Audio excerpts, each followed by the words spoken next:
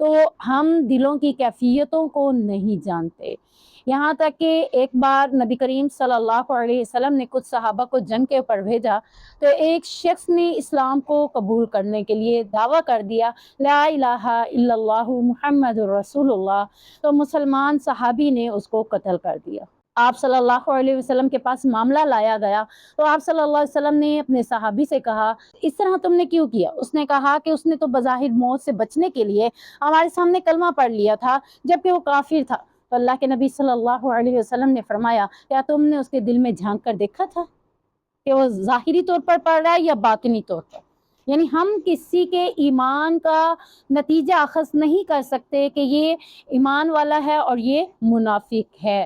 منافق کی نشانیاں ضرور ہیں، لیکن کسی کو در حقیقت اپنے لفظوں سے منافق کہہ دینا، یہ اختیار اللہ تعالیٰ نے ہمیں نہیں دیا۔ یہ اختیار کس کے پاس ہے؟